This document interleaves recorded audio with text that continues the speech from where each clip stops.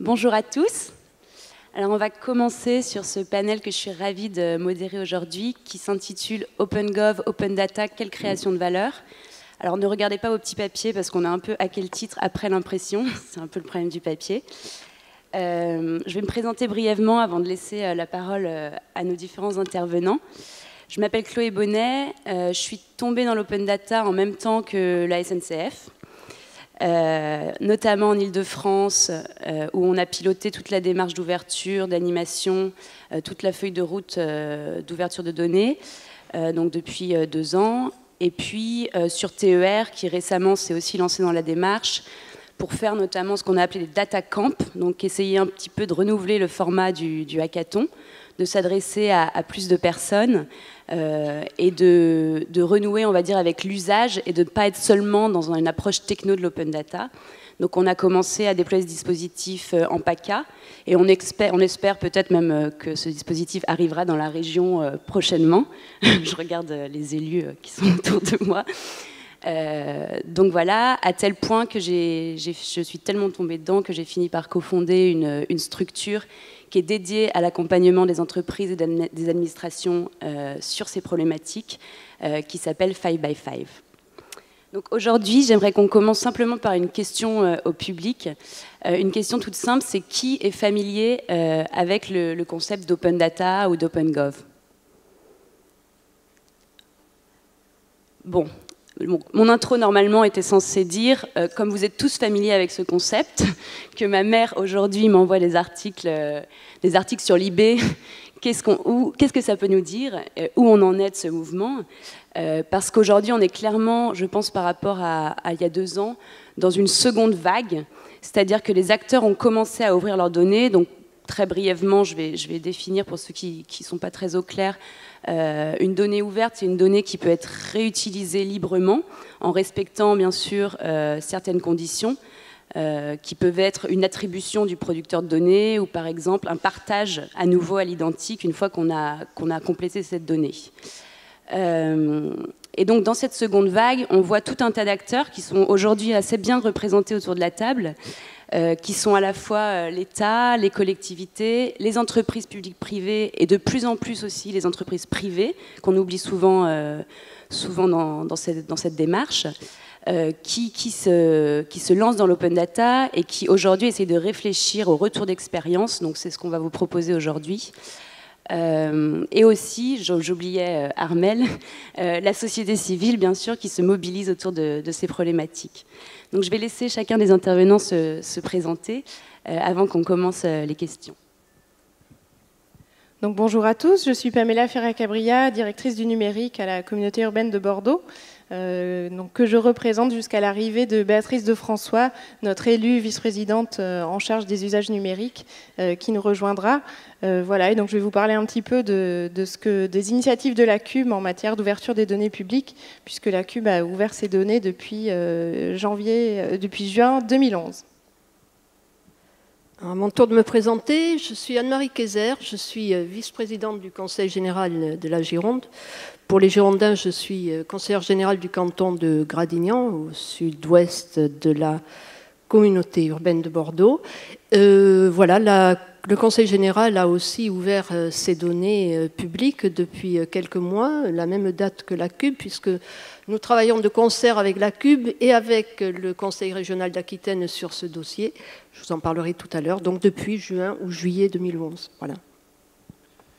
Bonjour à tous, je suis Romain Lalanne, responsable du programme Open Data pour le groupe SNCF. Alors les données SNCF ont commencé à être ouvertes fin 2011 sur les différentes branches d'activité du groupe, c'est-à-dire TGV, TER, Intercité et puis Transilien pour le réseau SNCF en Île-de-France.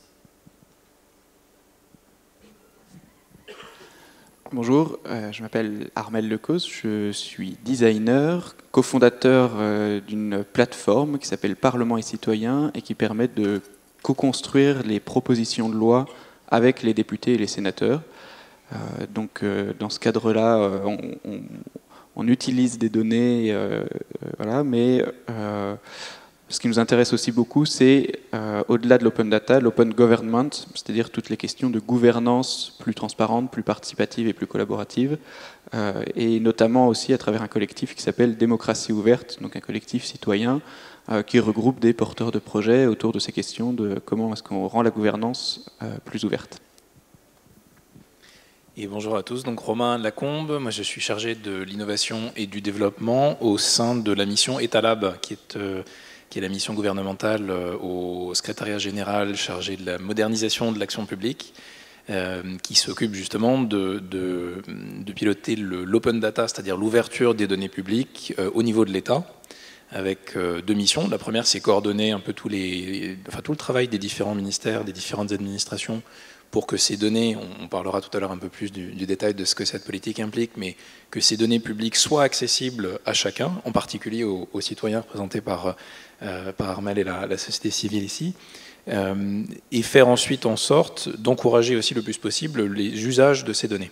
Donc on reviendra un peu là-dessus. Un troisième point qui est extrêmement important, et je profite de cette occasion pour remercier à la fois la communauté urbaine et le Conseil général de la Gironde de nous avoir invités à nous exprimer à ce sujet, c'est que notre champ d'action dépasse aussi un peu celui de l'État, et toutes les collectivités qui le souhaitent ou toutes les entités dotées d'une mission de service public qui produisent des données publiques qui chercheraient à faire de l'open data et à s'engager dans ce mouvement, on est évidemment très heureux de pouvoir soit les accompagner, soit en discuter.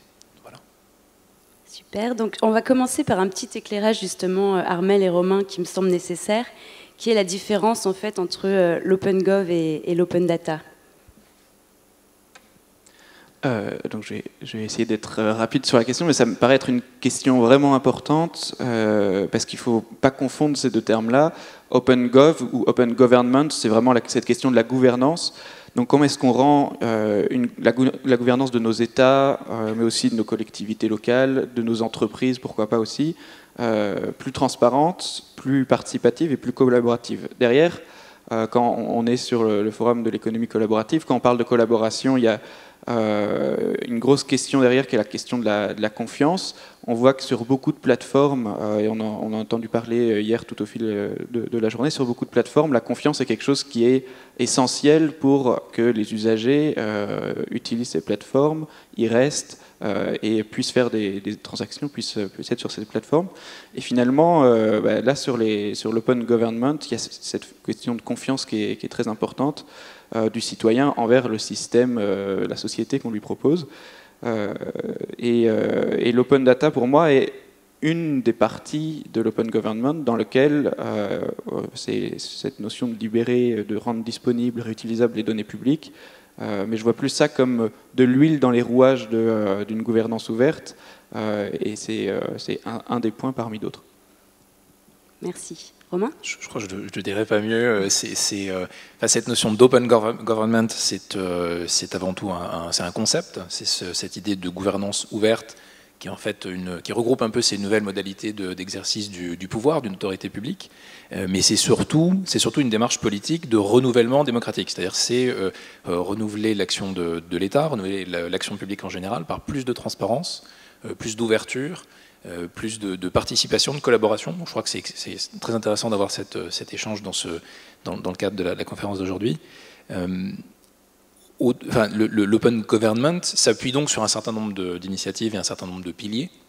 Et un d'entre eux est cette notion d'ouverture des données publiques, d'accès aux données publiques, qui en fait, si on schématise un petit peu, est la traduction avec les outils, avec les instruments du numérique, de la transparence de l'action publique. Donc c'est un des piliers de la gouvernance ouverte, et ça revient en utilisant les mécanismes de diffusion d'informations beaucoup plus directs, beaucoup plus ouverts que les dernières évolutions à la fois des technologies numériques et de cette économie des données qui est en train d'émerger, permettent de mettre en place pour répondre à la problématique plus globale qui est celle de justement la gouvernance ouverte et l'open government, qui est cette attente extrêmement forte qu'on mesure de beaucoup de façons différentes, mais en termes d'attente de confiance, d'attente d'une meilleure façon de rendre des comptes aux citoyens de la part de l'ensemble de nos concitoyens, qui évidemment Il y a un aspect technologique important, je pense, dans ce domaine, mais qui ne s'y limite pas. Et donc évidemment, l'émergence des réseaux sociaux et de l'ensemble de ces usages ont accru l'attente de transparence des uns et des autres. Et je pense que ces deux outils sont absolument complémentaires pour y répondre. Donc on parle beaucoup en fait ici de transparence, qui étaient en fait les origines, on va dire, du mouvement Open Data, des origines un peu teintées de culture anglo-saxonne, on va dire, qui ne sont pas tout à fait culturellement nos racines en France, mais qui se diffusent petit à petit. Ce qui m'intéresserait justement, c'est d'avoir d'autres points de vue, parce qu'aujourd'hui, on voit que les objectifs de l'open data, notamment quand celle-ci est transposée dans la sphère, par exemple, des entreprises, changent un petit peu, et qu'après la transparence, on est aussi dans une volonté de réutilisation, de création de services, d'innovation. Donc j'aimerais bien avoir vos points de vue aussi à tous les trois sur en fait, les objectifs de vos organisations respectives quand elles se sont lancées dans l'open data. Donc en ce qui concerne la communauté urbaine, la transparence était effectivement un des objectifs à viser à travers cette démarche d'ouverture des données. Et il y avait également, comme vous le dites, cette dimension développement des services et innovation. Il faut savoir que, vous savez que les collectivités donc, ont un grand nombre de données, notamment concernant la communauté urbaine, pas mal de données concernant les transports, typiquement. Et on sait que c'est un champ sur lequel il y a une effervescence et un grand nombre d'applications numériques qui peuvent exister, d'applications que nous-mêmes en interne dans les services de la collectivité, nous n'avons pas forcément la réactivité ou l'agilité pour pouvoir les développer et les proposer aux usagers immédiatement. Donc à travers cette démarche d'open data, l'idée était bien justement de proposer de la matière première qui va pouvoir être utilisée par des acteurs économiques et par d'autres acteurs qui auraient de bonnes idées pour pouvoir développer des services rapidement, innovants et les mettre à disposition du plus grand nombre. Et par cela, on vise un double objectif finalement, à la fois ce développement des services, et puis également, et c'est un des sujets sur lesquels on fonde de l'espoir, et pour l'instant on voit qu'on n'en est qu'au balbutiement, permettre aux acteurs économiques d'arriver quelque part à trouver des modèles économiques et à se développer grâce à cette matière première que sont les données publiques. Il y a encore pas mal de questions dessus, typiquement sur les transports, il y a tellement d'applications, la plupart gratuites, qu'il y a encore beaucoup de questions sur ce champ-là, mais on pense que ça ouvre quand même des perspectives pour les acteurs et qu'il peut y avoir petit à petit autour de la culture du traitement de la donnée, peut-être plus loin dans l'exploitation des données par la suite, là d'autres types de modèles économiques qui émergent. Bien, je vais porter ici la voix donc, du Conseil général de la Gironde. D'abord, bien évidemment, par rapport à ce que vient de dire Pamela, les choses sont identiques au niveau du Conseil général. Je voudrais peut-être revenir quand même sur l'open government, parce que l'open data, c'est un outil de l'open government, comme ça a été dit. Au Conseil général, nous sommes très préoccupés par ce souci de transparence. Les institutions changent, les élus changent, et il y a à la fois de la part des citoyens une demande de transparence, mais il y a, je crois pouvoir le dire, de la part des élus aussi ce souci de transparence qui passe entre autres par la mise à disposition de données publiques, mais pas que. La mise en ligne de délibération, c'est de la transparence. Quand on met en ligne, comme on l'a fait récemment, nos règlements d'attribution de subventions, c'est de la transparence, ce n'est pas un secret, ce n'est pas confidentiel défense. Chacun peut connaître les règles d'attribution des subventions. Quand on fait un agenda 21 avec la construction, par exemple, d'un indice, ou la co-construction avec les citoyens girondins d'un indice de développement local, de développement départemental, c'est aussi de la transparence et de la co-construction. Alors en matière d'open data, plus spécifiquement, avec donc la CUB et le Conseil régional, on a avancé pas mal sur le sujet depuis donc juillet ou juin 2011. C'était, je crois, le 1er juillet en réalité qu'on a ouvert notre site qui s'appelle datalocal.fr. un site qui a beaucoup évolué, puisque au départ, nous étions essentiellement dans une logique de mise à disposition d'informations publiques, de données publiques, de libération de données publiques.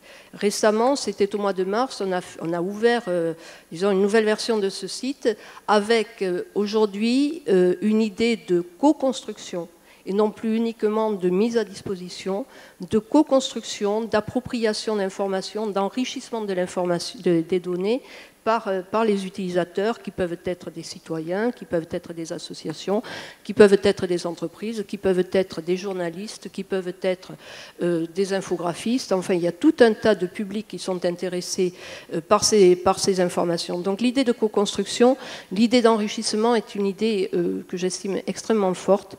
Nous travaillons en open source évidemment et ainsi donc les données sont ouvertes à tous. Il n'y a pas de propriété de données par le biais de logiciels ou autres. Donc la mise à disposition de ces données par le biais de l'open source. Voilà. Donc l'idée, c'est une idée de co-construction. Moi, je regrette vraiment qu'on ne puisse pas avoir de démonstration à l'écran.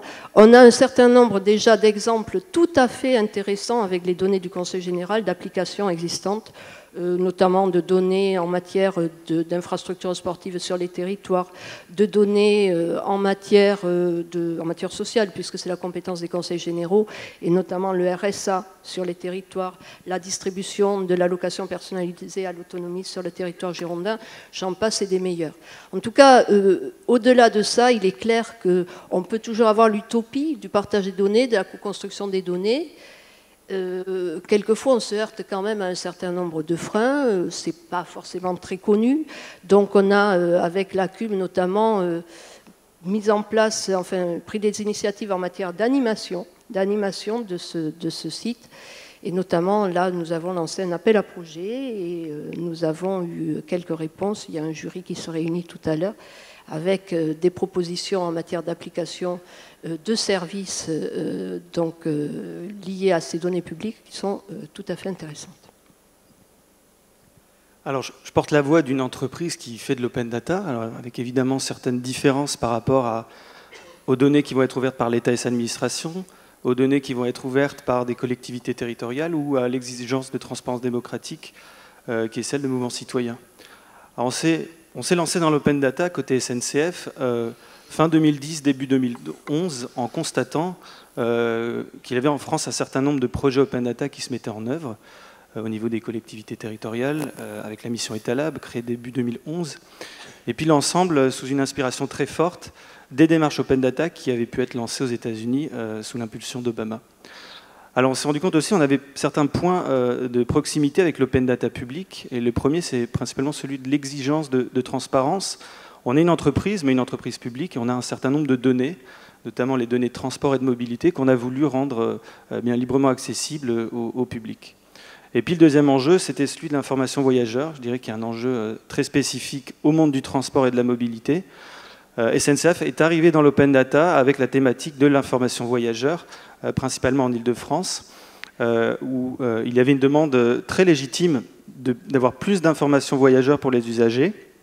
Et on a perçu l'open data comme un levier pour faire co-créer par d'autres acteurs, des startups, mais également des voyageurs qui vivent au quotidien le transport et qui ont aussi une expertise à livrer, parce qu'ils vont être capables sur une gare, par exemple, de détecter ce qui ne va pas, parce qu'ils vont être capables dans un train de nous renseigner sur l'affluence ou sur un retard potentiel.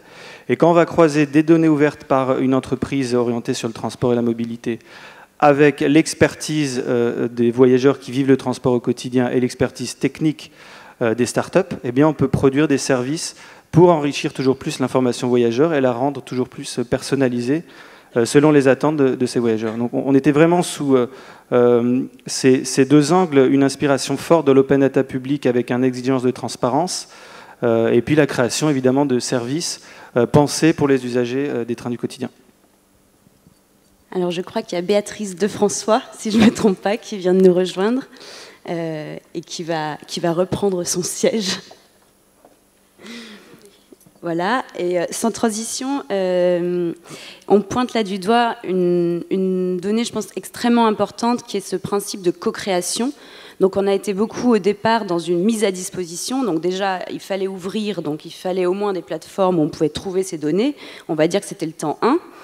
Aujourd'hui, on est dans un temps 2 où on a vraiment besoin de réutilisation et d'usage pour prouver en fait finalement le bien fondé de l'open data au-delà de la transparence.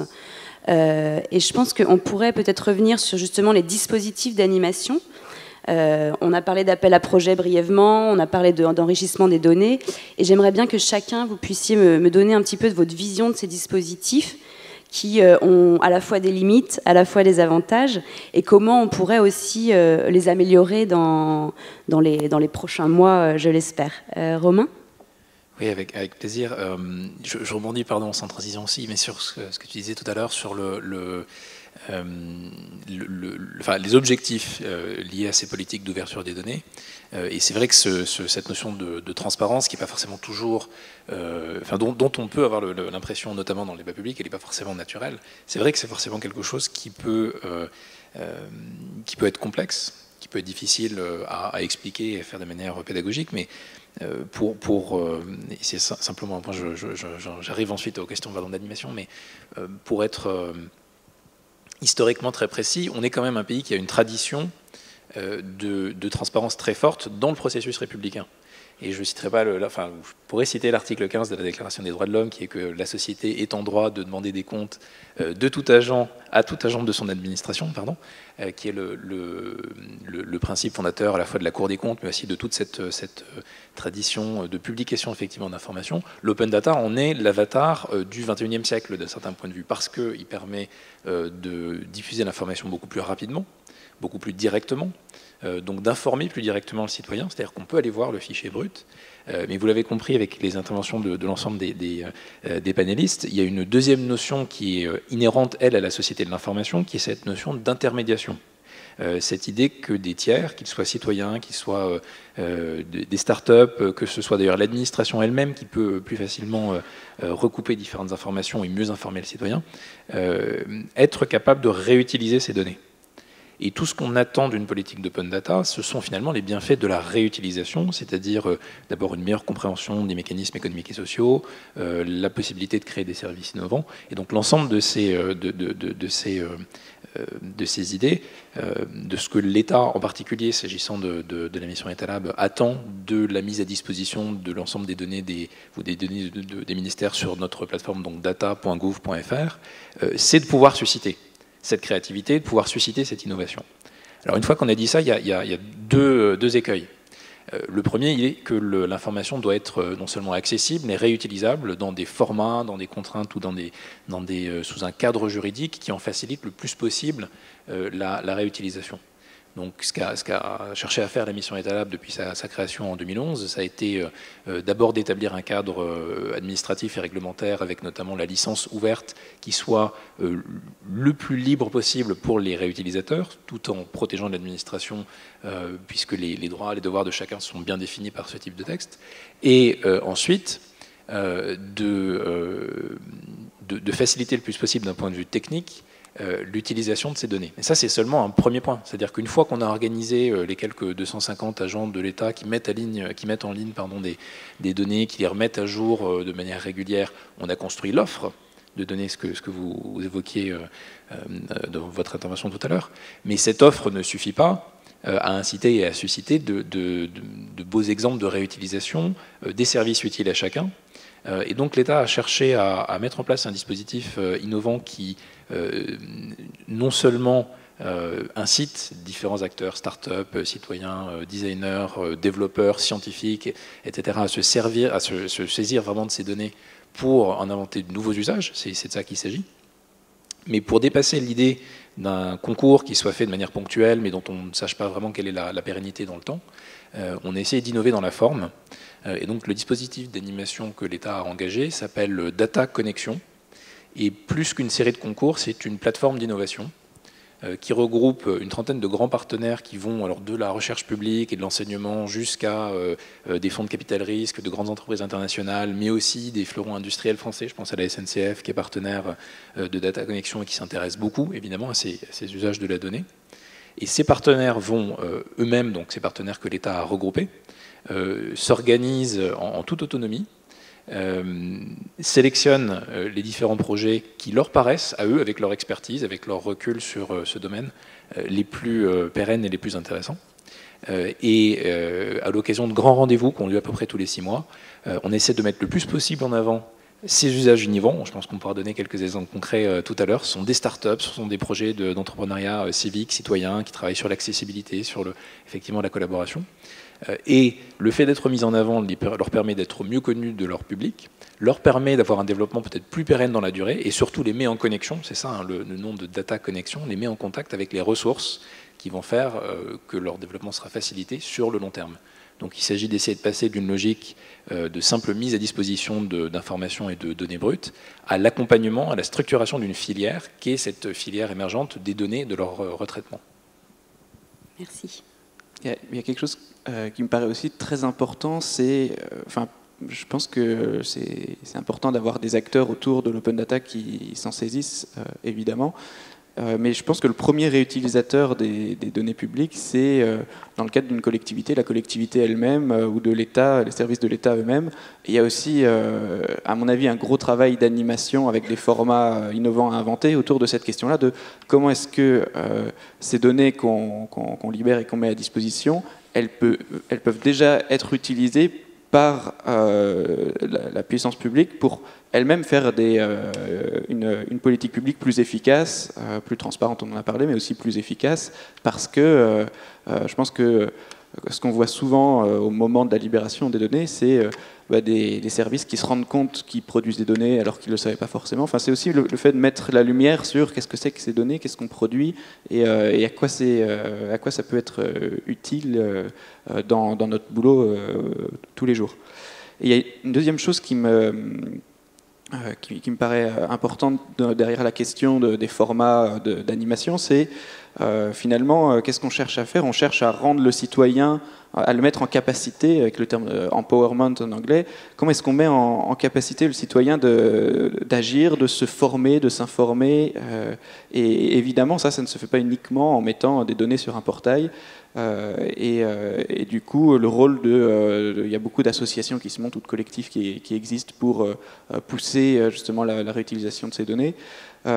Et derrière, il y a quand même un énorme enjeu parce qu'on est un peu dans une crise démocratique qui me paraît essentielle. Et plus on aura des citoyens qui seront en capacité d'utiliser les données et d'être un peu au même niveau que des experts, que les experts, plus ces citoyens-là seront aussi en capacité d'être innovants et de réinventer la forme de gouvernance et la forme de démocratie dont on a besoin pour changer ce système qui ne fonctionne pas bien. Donc ça me semble être un point important. 2 mots, si vous me donnez la parole, vous parlez d'animation.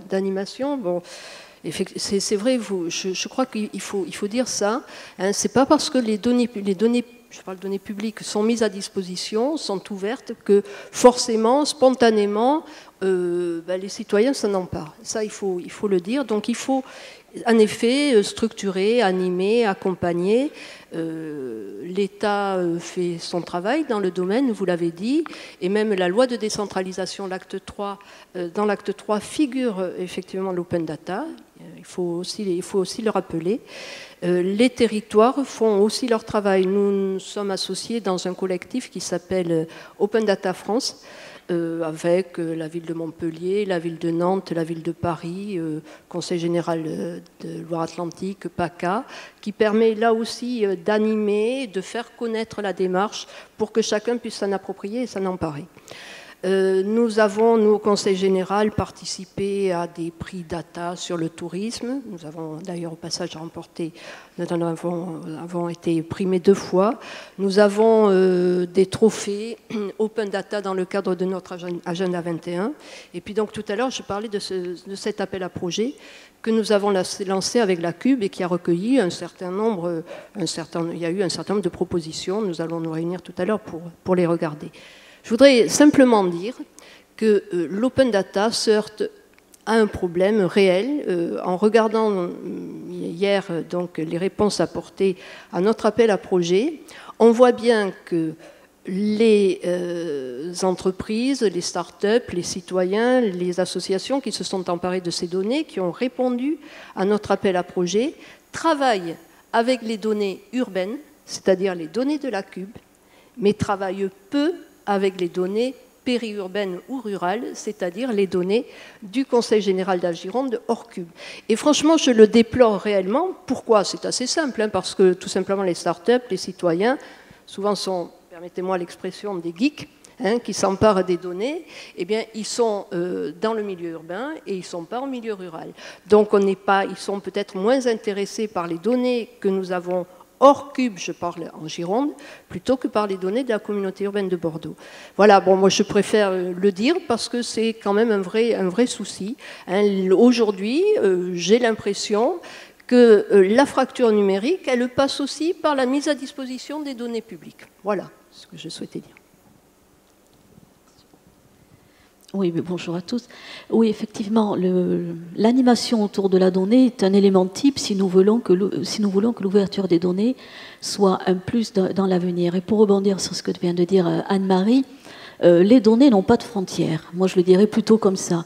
Que ce soit des données CUB, Conseil général, région, ville même, je pense que les réutilisateurs ou les utilisateurs, eux, cette frontière-là, ils ne la connaissent pas. Ce qu'ils ont besoin, c'est d'avoir un accès aux données presque, je dirais, au même endroit. Donc il faut peut-être que nous nous posions aussi cette question-là. Après, le rôle de l'animation est particulièrement important aussi sur le long terme. Et c'est ce que nous faisons, nous, avec les appels à projets CUB, mais particulièrement avec celui-ci, avec le Conseil général. Il faudra aussi accompagner tous ces projets ou faire d'autres projets sur le long terme, avec par exemple des hackathons qui donneront des projets plus qualitatifs, on va dire, et plus au-delà du qualitatif, qui seront aussi peut-être plus pérennes dans le sens économique. Parce qu'aujourd'hui, effectivement, on voit bien des projets qui émergent, qui sont des projets certes intéressants, mais qui n'ont pas forcément la finalité économique que l'on pourrait souhaiter. Et je pense que là aussi, il y a beaucoup de choses à faire. Alors, ce qui est intéressant aussi dans l'ouverture des données, c'est qu'on parle des données des collectivités, mais à un moment donné, les données des collectivités vont aussi s'enrichir avec les données des utilisateurs. C'est ça aussi le but. C'est cet enrichissement commun des données pour effectivement faire d'autres projets. Voilà, donc je compléterai peut-être après, mais je crois que c'est très très important le rôle d'animation, et la communauté urbaine de Bordeaux est très attentive à ça, à cette animation sur le terrain, que l'on retrouvera notamment dans la cité numérique, hein, et que l'on retrouve avec nos partenaires comme l'AEC. Enfin, c'est primordial. S'il n'y a pas cette animation qui s'accompagne d'une pédagogie aussi, parce que nous sommes là un petit peu entre initiés, mais dans la population, le citoyen, il faut vraiment qu'il comprenne l'importance de l'ouverture des données et ce que ça peut représenter pour lui. Vous avez parlé des hackathons. Je crois que la SNCF en a organisé plus d'un ou a participé en tant que partenaire. Quels sont les retours d'expérience en fait et les avantages et les limites de ce type d'événement? Alors effectivement, on a organisé plusieurs hackathons autour des données de transport et de mobilité. Simplement pour résumer, un hackathon, c'est on va dire un concours de développement à la base d'applications autour de données open data, mais pas que, ça peut être des applications en général. Hackathon, c'est la contraction de deux mots, le mot hacker, à prendre au sens originel du terme, qui est tout simplement bidouiller à partir de plusieurs jeux de données pour en faire un jeu de données commun à partir de plusieurs technologies mobiles ou web. Donc c'est hacker et contraction avec marathon, donc hacker en 48 heures. Donc les hackathons, c'est généralement des événements samedi, dimanche, nuit incluse, où les développeurs peuvent travailler aussi sur le développement de leur projet. Alors le premier constat qu'on a fait autour des hackathons, c'est d'abord un événement génial pour lancer une démarche open data, pour mobiliser une communauté de développeurs et de personnes actives dans l'open data de mobilité. C'est un événement fort pour marquer un engagement dans une démarche d'ouverture des données. Mais au-delà d'un week-end, on s'est rendu compte il y avait des prototypes très intéressants en termes de concept, avec souvent des prouesses technologiques réalisées en simplement l'espace de 48 heures. Mais 48 heures, ça ne suffisait pas à développer et à finaliser des projets pour qu'ils soient ensuite industrialisés à l'échelle d'un réseau de transport. Et on a voulu développer un dispositif qui va permettre d'accompagner un peu plus durablement les équipes au-delà d'un événement de 48 heures. tout simplement en travaillant de façon très étroite entre le service qui va être à l'origine de l'ouverture des données et entre la start-up ou l'équipe de développeurs qui a pu travailler sur un week-end. Et on a donc là un processus d'innovation ouverte où eh bien, un opérateur de transport comme le groupe SNCF reconnaît que des tiers, Romain le disait très bien avec l'enjeu de l'intermédiation, qu'une équipe tiers peut très bien imaginer de nouveaux services mieux que nous, de façon plus agile, et que c'est en coopérant avec cette start-up qu'on va pouvoir développer des services, des nouveaux services d'information voyageurs, d'intermodalité, vraiment innovants. Et on est là donc dans une approche un peu plus nouvelle autour de l'open data, où on va utiliser l'open data comme un déclencheur d'innovation, et on va travailler dans le cadre de partenariats avec des startups sur ces dispositifs-là pour avoir des produits qui vont vraiment toucher le public cible. Alors ça peut être les citoyens sur l'open data public, et puis dans notre cas, ça va être les voyageurs. Donc on parle beaucoup là de réutilisation, on va même jusqu'à parler de produits de l'open data. Est-ce que vous pourriez me citer chacun une réutilisation open data qui vous a particulièrement marqué, soit dans vos organisations ou même ailleurs, ça peut être à l'étranger, et qui pour vous cristallise vraiment le potentiel de l'open data? Est-ce qu'on va pouvoir faire dans le temps 3, on va dire, du mouvement? Romain? J'allais garder mon exemple pour la fin parce qu'il est un peu atypique, mais il est d'autant plus intéressant. L'ADN, on l'a dit, de cette démarche d'ouverture des données, c'est d'essayer de faire rentrer l'État dans le numérique, en gros. De le faire rentrer dans cette économie de plateforme, d'innovation ouverte. Donc évidemment, une proportion importante des retombées qu'on en attend touche au développement de services innovants en ligne, sur mobile, géolocalisés. Enfin, on imagine la vivacité que peut avoir cet écosystème de développement de services utiles aux citoyens. Mais ce qui est très marquant dans les retours qu'on a depuis maintenant quasiment 2 ans, puisque data.gouv.fr, donc la plateforme open data de l'État, a été lancée à la fin de l'année 2011, c'est que un certain nombre de réutilisations apparaissent dans des endroits ou dans des contextes dans lesquels on ne les attendait pas du tout. Évidemment, un certain nombre d'entreprises utilisent des données, je pense 20 minutes par exemple, qui est un journal, ce journal gratuit, va utiliser les données sur le nombre de personnes qui rentrent dans chaque station RATP pour mieux optimiser leur vente. On a parlé à l'instant de startups qui utilisent les données de SNCF Transilien, par exemple, pour créer des applications de prédiction de trafic, ce genre de choses. Mais bien au-delà du numérique, il y a un exemple que j'aime beaucoup et qui touche aux données de la sécurité routière. Alors en plus, ça fait écho à ce que Anne-Marie vous disiez, puisque c'est un sujet qui est évidemment particulièrement important pour les zones rurales, les zones périurbaines. C'est celui de la sécurité simplement de nos routes, de nos rues, de nos avenues. Et il s'avère que, historiquement, vous le savez, la sécurité routière, enfin l'ONISR qui est chargé de ça au ministère de l'Intérieur, publie tous les mois des statistiques qui permettent de comparer sur une année, sur un mois, est-ce que ça monte, est-ce que ça descend, est-ce que la situation s'améliore ou pas.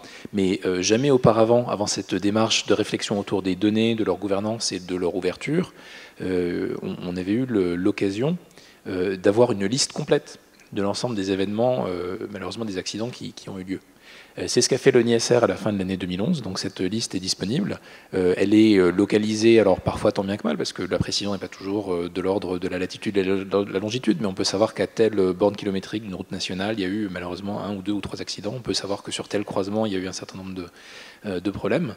Et ce fichier est extrêmement intéressant, non pas parce qu'on aurait pu le mettre sur une carte ou sur un calculateur d'itinéraire ou un GPS, ce qui évidemment serait très intéressant, mais parce que un an après le lancement de la plateforme, à l'occasion d'une rencontre avec l'Union routière de France, donc qui représente l'ensemble des industries autour de la route, mais aussi ses usagers, on a réalisé, en rencontrant les associations de défense des usagers de la route, qu'ils n'allaient plus à un rendez-vous avec leurs élus, avec leurs responsables publics, avec l'administration, sans aller vérifier d'abord ce fichier, pour savoir quels étaient les endroits les plus accidentogènes dans la région en question, pour être capable d'arriver avec des faits et donc un dialogue plus construit que simplement des plaintes ou parfois des incompréhensions. Et donc c'est extrêmement intéressant parce que non seulement ça permet de mieux protéger le citoyen grâce à ces intermédiaires et grâce à la société civile et aux associations, mais ça permet aussi de mieux fonder finalement et de le fonder sur des faits et sur peut-être plus de rationalité et plus d'arguments chiffrés, ce processus démocratique qui est extrêmement important dans la conduite et dans l'amélioration des politiques publiques. Voilà mon exemple. Alors moi, ça ne serait pas forcément un exemple d'open data en tant que tel, mais ça concerne quand même des données, et le truc qui est totalement dans l'actualité et qui me pose beaucoup de questions, c'est Prism, c'est le fait que... alors c'est bien tout ce dont on parle d'open data, etc., mais derrière, il faut savoir aussi qu'il y a ces enjeux-là et ces questions-là de surveillance possible, et du coup, ça pose la question de qu'est-ce qu'on veut faire avec ces données. Donc, quand on sait, le fait de savoir que ce qu'on produit comme données est aussi réutilisé, donc l'exemple de réutilisation, voilà, c'est ça, c'est de la surveillance aussi par des gouvernements pour des actions plus ou moins, jamais transparentes, donc on ne sait pas ce qui se passe. Et ça, c'est aussi... c'est un truc qu'il faut qu'on mette sur la table, je pense, assez fortement. Et puis une deuxième chose qui me semble importante de dire, là surtout sur une table autour de l'économie collaborative, je crois que le sous-titre de la table ronde, c'était pour une démocratie collaborative, enfin pas pour, mais une démocratie collaborative ou quelque chose comme ça. Moi, la question que j'ai envie de poser aussi, c'est qu'est-ce que ça serait qu'une démocratie ou un système qui fonctionne, alors avec des données ouvertes, mais pas uniquement, qui fonctionne réellement de manière collaborative, comme les plateformes collaboratives de plein d'acteurs ici fonctionnent. Il y a un concept très intéressant de government as a platform. Imaginez la gouvernance et les manières de prendre des décisions ou de mettre en œuvre les politiques publiques comme sur une plateforme. Avec du coup, qu'est-ce que c'est que le rôle d'une plateforme d'économie collaborative? C'est le fait d'animer un écosystème d'acteurs. Donc on en parlait tout à l'heure, mais c'est quelque chose qui est important. On a parlé de la confiance aussi, c'est quelque chose qui me paraît super important. C'est de fixer des règles du jeu qui soient claires et comprises par tout le monde. C'est le fait de rendre possible les échanges au maximum. Là, l'open data vient permettre ça aussi. Et c'est le fait cette question d'empowerment, de donner du pouvoir d'agir aux citoyens. Et ça, il y a d'un côté toutes ces choses qui sont géniales et que l'ouverture peut permettre, et aussi le pendant, c'est la surveillance possible, c'est des questions qui sont moins heureuses et qu'il faut quand même se poser. Je vais rajouter 2 points du coup, parce que tu me donnes l'occasion de rebondir sur ce sujet. Le premier, et j'y tiens particulièrement, c'est de clarifier un point, on n'en avait pas encore parlé, mais qui est absolument essentiel. C'est que l'open data ne doit en aucun cas, et l'ouverture des données publiques ne doit en aucun cas être perçue comme une menace pour des données personnelles. Il y a un cadre de loi qui est très clair. 2 lois d'ailleurs en 1978 assez notables dans le domaine de l'informatique et des libertés fondamentales. La première, c'est la loi informatique et liberté qui protège les données personnelles et qui est menée mise en application par la CNIL. La deuxième, c'est cette loi d'accès aux documents administratifs qui a créé cette notion d'information publique, c'est-à-dire que tout ce qui n'est pas soumis au secret, soit évidemment secret défense, etc., soit touchant aux personnes, justement, doit être rendu public. Mais la loi est très claire, quand des informations sont identifiables et touchent à une personne, elles ne sont pas rendues publiques. Donc c'est un point qui, il faut le répéter, il n'y a pas de menace, il n'y a même pas d'antagonisme d'ailleurs, parce qu'on entend parfois dans les débats divers et variés l'idée qu'il y aurait une opposition entre cet idéal de transparence d'un certain point de vue et la volonté particulièrement forte et particulièrement marquée dans notre culture française de protéger les données personnelles. Moi je crois vraiment que ce sont les 2 revers d'une même médaille. C'est-à-dire qu'une démocratie, si on réfléchit à ce qu'est une démocratie de manière négative, un régime autocratique, c'est un régime dans lequel l'État est absolument opaque, et le citoyen, lui, est transparent à l'État, sans avoir de moyens de contrôle et sans avoir de retour démocratique. Une démocratie, à l'inverse, une démocratie moderne, elle se base sur 2 piliers. L'État doit être transparent aux citoyens, lui rendre des comptes, et ça, c'est la notion d'accès à l'information qui est fondamentale. Mais le citoyen, lui, doit pouvoir être protégé aussi de l'État, et c'est cette notion de protection des données personnelles. Donc voilà, vraiment 2 piliers. Et alors, un tout dernier point, et je m'exprime à titre personnel sur ce sujet, mais j'y tiens aussi beaucoup. On parlait à l'instant de prisme, on parlait des démocraties collaboratives, on parlait de choix qui sont des choix de société, qui sont des choix absolument fondamentaux. Ces choix doivent être d'abord évidemment formés et formulés dans le cadre du processus démocratique, dans un débat informé. Donc c'est extrêmement important de pouvoir en parler, d'avoir des chiffres encore une fois, et d'avoir un processus de pédagogie autour de ces sujets. Mais pour que les valeurs qui sont les nôtres, pour que les choix collectifs qu'on va faire et qu'on voudra porter sur justement la protection des données, sur les différents équilibres qu'on veut pouvoir trouver, puissent être mis en application dans les faits, on ne pourra pas le faire si on n'a pas une industrie, si on n'a pas des services qui, en Europe, qui en France, nous permettent d'être présents sur les marchés du numérique, si on n'a pas des plateformes qui émergent et qui deviennent des plateformes de référence, si on n'a pas dans la e-santé demain, dans le transport, dans l'information, dans le développement durable numérique, des champions et des géants comme existent aujourd'hui dans les réseaux sociaux, dans les moteurs de recherche, les entreprises qu'on connaît. Et pour encourager ce développement, il y a une seule solution, c'est de se donner tous les moyens possibles pour développer cet écosystème innovant d'entreprises du numérique, d'entreprises de tout ce phénomène de numérisation du monde, encore une fois dans la santé, l'environnement, etc. Et je crois vraiment que l'open data et que l'accès à ces ressources, c'est bien commun en fait, que sont les informations publiques, sont un des éléments absolument essentiels pour créer l'infrastructure informationnelle et virtuelle qui permettra à ces différents services de se développer. Donc je crois que c'est vraiment un enjeu de souveraineté numérique aussi, l'accès à l'information, et il faut le voir sous cet angle-là. Anne-Marie, une réaction ? Alors, pour répondre à votre question, moi, j'invite la salle, et vous aurez là des exemples bien réels de ce que peut donner l'open data.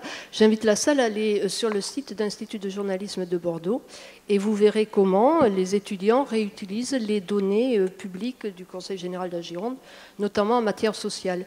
Alors, avec des applications qui sont très très ergonomiques, qui sont établies sur le principe de la data visualisation, c'est très très sympa.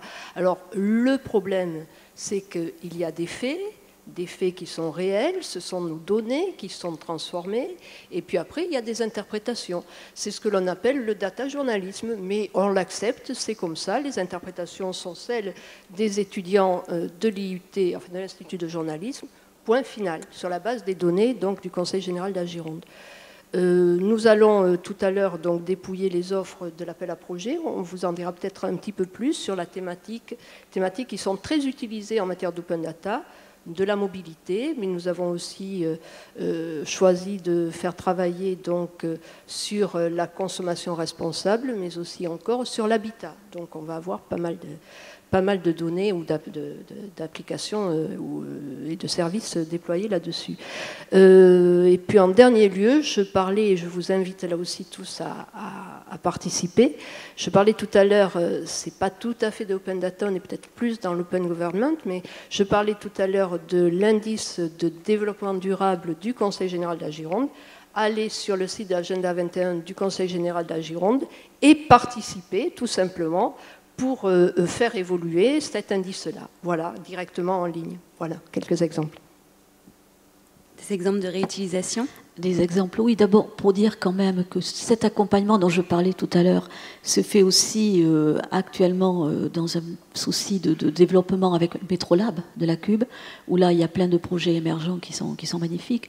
Et dans les projets un petit peu plus récents qui m'ont un petit peu marqué, c'est celui de l'IUT, qui est à la fois ludique et écologique, puisque c'est la façon de comment on peut trier le verre et où sont les réceptacles. Et c'est vraiment une approche particulière et un petit peu novatrice là aussi. C'est à la fois le jeu, le tri, le développement durable. Donc c'est important. Et puis Anne-Marie parlait tout à l'heure de l'appel à projet là, dont nous allons débattre en début d'après-midi. Moi, je vous invite vraiment à venir, parce que là, nous sommes tous très carrés, le juridique, le nanana. Et sans en dire plus, parce que je n'ai pas le droit, mais je crois que ce qui m'a beaucoup plu aussi, c'est le côté artistique des données. Et donc là, il y a des petites choses qui sont intéressantes. Le côté de tous ces projets et de toutes ces applications, il faut quand même faire attention, et c'est là aussi où nous avons un rôle à jouer sur l'encadrement juridique. parce que ça, ce n'est pas encore aujourd'hui assez sécurisé. Donc il faut vraiment voir les conséquences pour les utilisateurs ou pour ceux qui font ces applications. C'est un petit peu compliqué aujourd'hui d'avoir un cadre. Hein, voilà. Mais il y a plein de belles choses. J'aime ma rue, il y a les parcs et jardins, quand vous promenez, vous avez le nom des arbres. Enfin, il y en a tout un tas, mais je ne vais pas toutes les citer. Et sur l'open transport, des exemples ? On disait tout à l'heure que l'open data va tirer tout son potentiel quand il y a un dispositif après d'animation pour véritablement transformer les données en services, qui peuvent être des applications mobiles, des data visualisations. Moi, je pense aussi qu'il y a un des moyens de tirer tout le potentiel de la donnée, c'est favoriser les croisements de tout type de données. Si je prends l'exemple de données SNCF en région, avec TER, on a travaillé avec la région PACA, au croisement des données de tourisme ouvertes par la région PACA et puis les données de transport TER, pour que, par exemple, un touriste qui est donc en villégiature en région PACA, il a envie de faire une journée, par exemple, dans un parc donné, et on puisse, avec ce croisement de données, lui dire pour aller dans tel parc que vous souhaitez visiter, voilà les horaires de TER qui sont à votre disposition. Donc il y a vraiment des moyens de croiser des données entre différents acteurs, des entreprises, des collectivités territoriales, et puis aussi d'enrichir toujours ces modèles avec les données qui vont être renvoyées par les utilisateurs, qui vont pouvoir donner un certain nombre d'éléments. Par exemple, on parlait tout à l'heure d'une application qui a été développée en Ile-de-France, mais qui pourrait être utilisée sur plein de réseaux urbains, notamment à Bordeaux, par exemple. C'est une application qui va permettre de prédire l'affluence dans un train à partir de données historiques, d'autres sources de données qui peuvent être la météo, l'évolution socio-économique des territoires, un événement particulier comme un concert au Stade de France, et puis on croise ça avec des données temps réel qui sont produites par les voyageurs, qui peuvent indiquer, bien voilà, dans le train où je suis, il y a telle affluence, c'est-à-dire le voyage est confortable, la voiture est quand même remplie, mais le voyage est confortable, ou alors la voiture est extrêmement saturée. Et en croisant tous ces flux de données, on peut avoir des services toujours plus intéressants, avec éventuellement des modèles prédictifs, et puis de la donnée temps réel toujours plus enrichie. Si je peux compléter sur tout ce qui touche au transport, puisque c'est la compétence communauté urbaine, nous avons aussi, avec cette utilisation des données en temps réel, la cartographie de la cube avec la circulation, ce qui est quelque chose d'important. Les stations V-Cube en temps réel, où est-ce qu'on peut trouver un vélo? Et puis, il y en a d'autres comme ça qui vont arriver aussi. Donc c'est intéressant, on travaille aussi pour le transport, la mobilité. Donc là aussi, il y a plein de projets qui vont émerger. Je complète aussi en disant que ce matin, je regardais sur le site dont je parlais tout à l'heure, la ressourcerie numérique des collectivités, datalocal.fr, il y a 157 jeux de données qui sont en ligne. Donc ça fait beaucoup de choses dans le domaine social, dans le domaine de la mobilité, dans le domaine de l'habitat, dans le domaine organisation politique. Voilà, il y a beaucoup de données en ligne. J'ai une dernière question, notamment au niveau local, mais ça peut être aussi au niveau national et au niveau d'une entreprise. On parle quand même d'économie collaborative. Aujourd'hui, voilà, on sait que l'open data cherche aussi son modèle économique. Est-ce que pour vous, vous voyez émerger un marché de l'open data et qu'est-ce qu'on pourrait faire pour soutenir justement ce marché et faire vivre en fait des acteurs de l'open data? Qui veut prendre la question? Moi, je prends le micro. Il y a un marché de l'open data, comme il y a des start-up qui travaillent dans le domaine du numérique et qui utilisent ces données publiques. Nous, on est au Conseil général, Pamela le disait tout à l'heure, c'est vrai pour la Cube aussi, au Conseil général, on est très heureux de l'open data pour des raisons de transparence, de démocratie, tout ça, ça a été dit. Mais on est très heureux aussi parce qu'en interne, on n'a pas les moyens de développer. On n'a pas les moyens de développer, alors on est très, très heureux que d'autres le fassent à notre place. Alors par contre, il ne faudrait pas que ça se retourne contre nous et qu'après on vienne nous vendre des applications qui sont montées avec les données publiques. Ça, c'est possible un jour ou l'autre que ça arrive. Ça. Mais enfin, bon, je pense qu'il y a un marché, c'est peut-être pas un marché, mais en tout cas, on a une matière première qui est présente et dont s'emparent les entreprises. Mais est-ce que ces réutilisateurs, justement, qui vont produire des services pour des administrations, pour les entreprises, aujourd'hui trouvent leur modèle économique? Parce que si leur modèle n'est pas de revendre le service à l'administration, voilà, où on en est et comment on peut vraiment faire en sorte qu'ils vivent aussi de leur production et qu'on ne soit pas dans une simple production gratuite et civique, qui, aussi belle soit-elle, ne finit pas les fins de mois. Alors si je peux peut-être résumer les différentes choses qui peuvent être faites pour que justement ces acteurs puissent trouver leur modèle économique, je dirais une chose, il faut qu'on arrive à construire cette économie des données pour permettre d'expérimenter, pour permettre à tous les modèles de finalement tenter leur chance et de permettre à chacun dans leur industrie, dans leur verticale, sur le type de service qu'ils développent, d'expérimenter tout simplement. C'est ce que fait très bien le numérique. Il permet de faire les choses, encore une fois, de manière expérimentale pour voir ce qui marche et s'y adapter.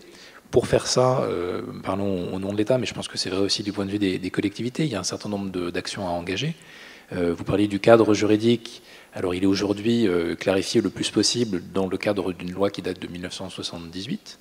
Donc rien que le dire, on peut comprendre aussi que voilà, la remise à jour éventuelle du cadre puisse être nécessaire. Le législateur aura l'occasion de le faire puisqu'une directive européenne vient d'être publiée au journal officiel et sera donc, devra être transcrite en droit français dans les 2 ans. J'espère que le débat d'ailleurs sera riche et posera l'ensemble de ces questions.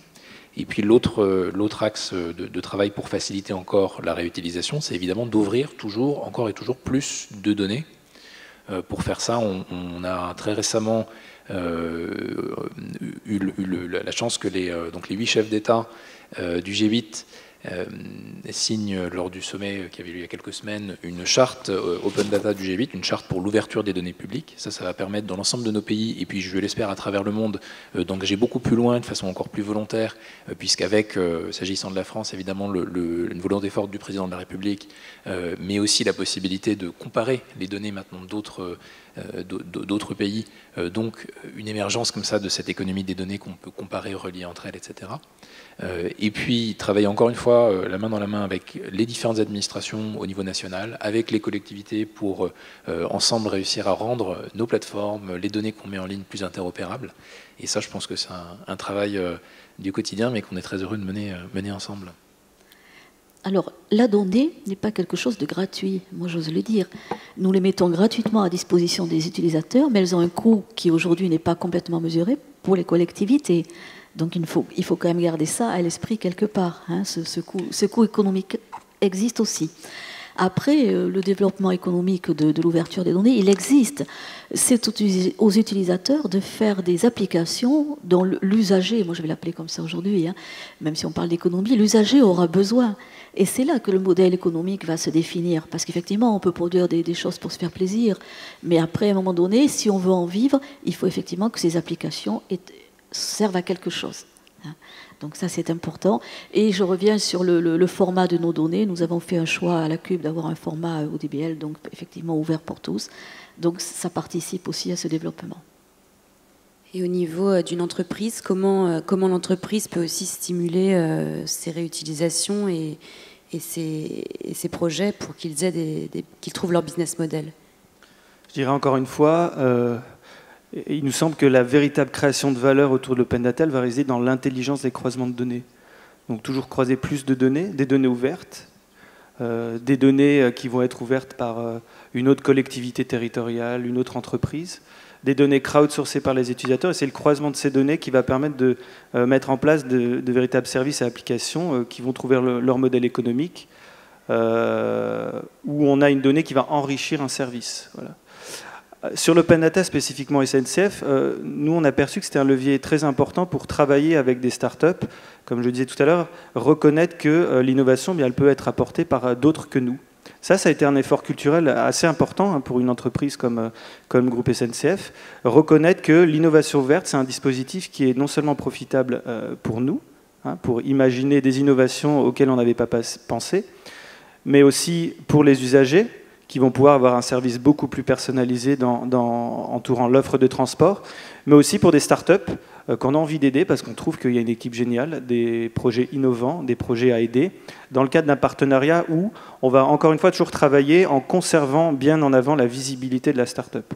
On n'est pas sur les modèles classiques d'appel à projet, réponse à un cahier des charges, etc.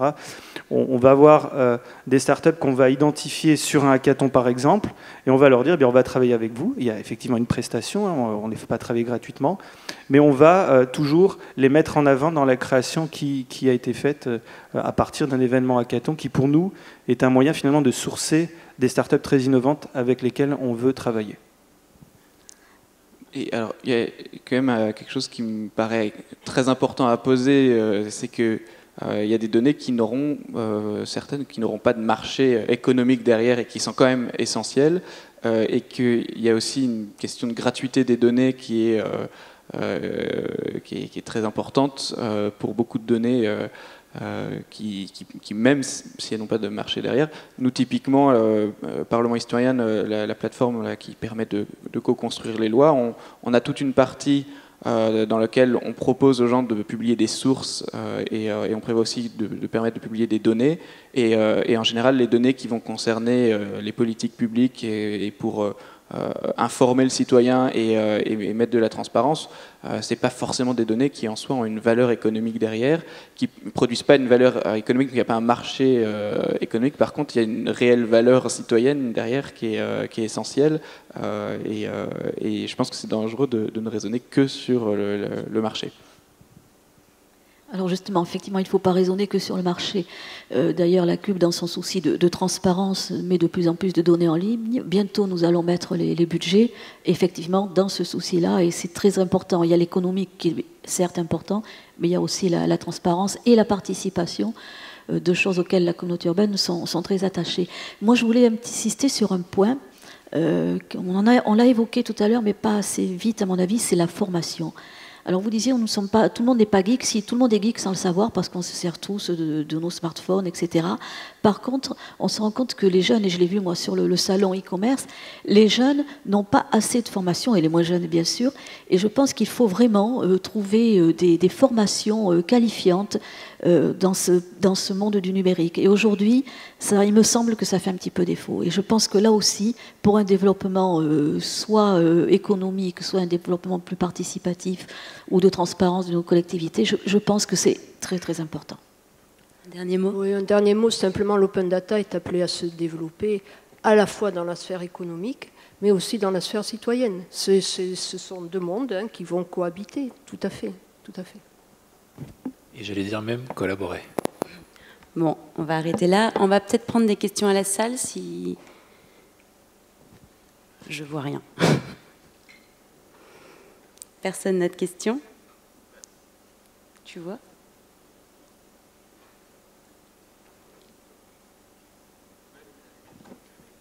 Je vois vraiment rien, quoi.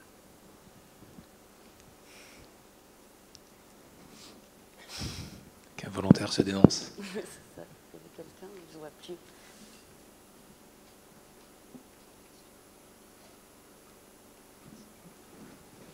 Dominique Lestinec, Fédération des syndicats et comités de quartier de Pessac, petite ville de banlieue de 60 000 habitants.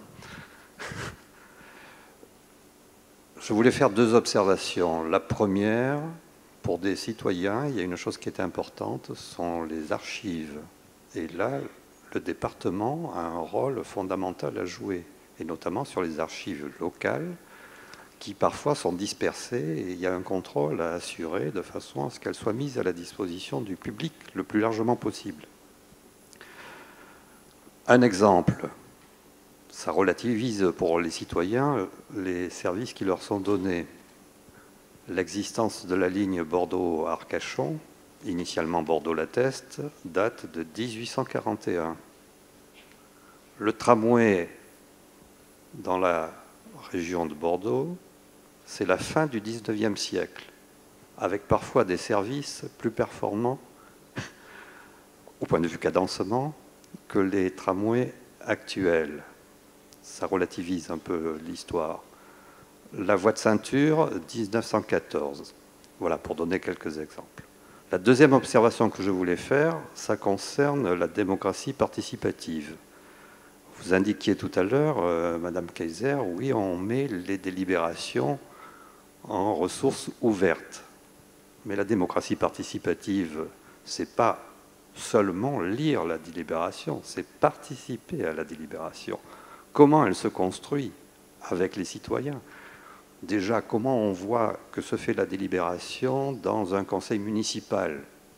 On s'aperçoit que tout ça s'est préparé en amont, et si bien que la délibération publique, où devrait se prendre la décision, tous les jeux sont faits. on est dans une scène d'acteurs. L'opposition en est écartée, et parfois même dans les majorités, quelles qu'elles soient, hein, je ne donne pas un côté politique plus qu'un autre, ça se fait avec un petit nombre de personnes. Voilà, donc la participation des citoyens, elle doit se faire en amont de la décision et non pas après, une fois que cette décision est prise. Merci. Des réactions ? Je me permets de réagir. D'abord, sur les archives, c'est vrai que c'est une compétence des départements. Et c'est vrai que ça, c'est quand même si on les met à disposition, c'est de l'open data, ça c'est certain. Écoutez, il y a les archives départementales qui existent. On fait un effort important, qui n'est pas encore suffisant probablement, de numérisation de ces archives départementales qui sont directement consultables en ligne sur le site donc, du département. Voilà, donc déjà cette démarche-là existe. Alors ensuite, c'est vrai que la démocratie directe n'existe pas, c'est difficile, c'est compliqué. Vous savez, tout à l'heure, vous parliez de révolution culturelle à la SNCF.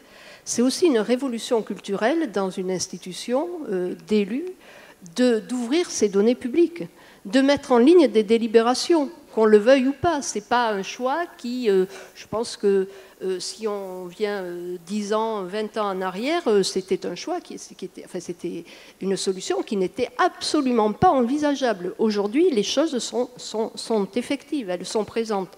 Alors c'est vrai que les citoyens ne sont peut-être pas suffisamment associés à la décision. La première décision, vous la prenez quand vous allez mettre un bulletin dans l'urne, si je peux me permettre, et vous choisissez donc de vous faire représenter par un élu. Excusez-moi de répondre de cette façon, mais c'est quand même déjà le premier pas. Ensuite, au Conseil général, puisque c'est du Conseil général dont il s'agit, eh bien, on a des procédures de participation citoyenne, notamment avec notre agenda 21. Mais c'est une démarche qui est compliquée. On a une plateforme de participation citoyenne sur Internet. On peut vous pouvez intervenir sur le Facebook du Conseil général et puis participer. Voilà, donc il y a des façons de le faire, mais il faut imaginer effectivement cette démocratie directe qui est à mettre en place. Il y a beaucoup de chantiers certainement à déblayer, à mettre en place, mais bon, je trouve que l'on avance, et on avance finalement assez bien, même si évidemment c'est imparfait, ce n'est pas suffisant. Voilà. Est-ce qu'il y a une dernière question ? Oui, Franck Ormeret, Bordeaux 3. À propos des modèles économiques, on voit qu'il y a un effet clivant entre, d'une part, l'administration et les modalités de coopération avec les startups. La question que je me pose, en fait, est-ce que l'open data ne serait pas, disons, une opportunité pour innover organisationnellement du point de vue, disons, d'une hybridation entre une forme qu'on pourrait appeler coopérative de communalisation au sens du commun. Je dis ça parce que ça veut dire qu'en fait, on n'aurait pas forcément d'un côté une entreprise privée, donc avec les droits de propriété, et de l'autre côté, en fait, une entreprise publique. Et là, il me semble qu'il y a un vrai travail à faire. D'une certaine façon, en fait, c'est pas la question du marché, du hors-marché. Je pense que c'est la question, en fait, c'est comment on fait fonctionner de la valeur avec une efficacité, une utilité sociale. Et il me semble que là, on est dans un déficit de réflexion, puisqu'en fait, grosso modo, la dernière forme de propriété collective, ça s'appelait la nationalisation. On va pas y revenir. L'État, aujourd'hui, est ce qu'il est. Mais probablement que dans la territorialisation, des effets de commun, de communalisation, des formes juridiques en fait, d'entrepreneuriat collectif, hybride, mix privé, me semblent des pistes très très importantes sur l'open data. Pourquoi ? Parce que tout simplement, en fait, il nous a été dit tout à l'heure qu'à un certain moment, il va y avoir un retour de flamme. Le retour de flamme, c'est quoi ? C'est qu'on met des données dans l'espace public, très bien, il y a des applis qui sont faites, et ces applis, d'une certaine manière, elles risquent de revenir payantes, à la fois pour les contributeurs, alors qu'on a dit qu'il y avait déjà un coût de la data publique qui est en fait pas prise en considération dans un circuit économique plus général. Donc l'idée, je pense, en fait, c'est d'entrevoir une économie générale de la donnée, évidemment, ça me semble très très important, puisqu'aujourd'hui et demain, la chaîne de la valeur, ça va se faire autour des métadonnées. Si on n'a pas de politique publique là-dessus, il n'y aura pas d'industrialisation. Et que l'industrialisation ne sera pas, en fait, dans un clivage entre système de propriété, comme dirait François Pérou, capitalisme avare d'un côté, hein, le modèle de la start-up qui est racheté par Google, avec derrière, évidemment, ça a été dit par Feltes hier, le problème de la du monopole, du quasi-monopole, avec son inversion, comme ça a été rajouté tout à l'heure, le problème de prisme, c'est-à-dire en fait de la surveillance générale. Donc là, il me semble qu'il y a un vrai travail à faire, et l'économie collaborative, je terminerai là-dessus, c'est peut-être cette piste de cette hybridation entre, disons, la fin d'un cloisonnement entre public-privé et construire en fait un dialogue vertueux. Je ne sais pas ce que vous en pensez, mais voilà. Je serai très bref, mais justement, c'est très intéressant que vous utilisiez le terme de commun, le terme de bien commun, dans le contexte de l'économie collaborative, et puisque vous parliez du besoin d'une politique publique claire en la matière, la politique du gouvernement sur les données publiques, c'est justement de les considérer comme un bien commun le plus largement possible. Et donc c'est pour ça qu'on parlait tout à l'heure de questions de tarification de la donnée. Non, l'État souhaite que la donnée soit gratuite. Encore une fois, le plus largement possible. Alors avec peut-être historiquement sur les 350 000 et quelques jeux de données qui sont disponibles sur data.gouv.fr, un certain nombre d'exceptions parce que des administrations avaient développé un modèle qui leur était propre, mais tout ça doit évoluer, et justement évoluer dans un sens qui est celui de la création d'une infrastructure cognitive commune, qui sont ces données qui sont financées par l'impôt des contribuables, l'impôt des entreprises, qui sont déjà collectées pour que l'État justement remplisse ses missions. Et leur inventer un deuxième usage, en fait, les recycler d'un certain point de vue, c'est justement construire cette infrastructure commune. Et je crois que c'est ça qui est fondamental, à la fois pour la structuration d'une filière, mais surtout parce que c'est ce qui touche à l'essence même de la collectivité.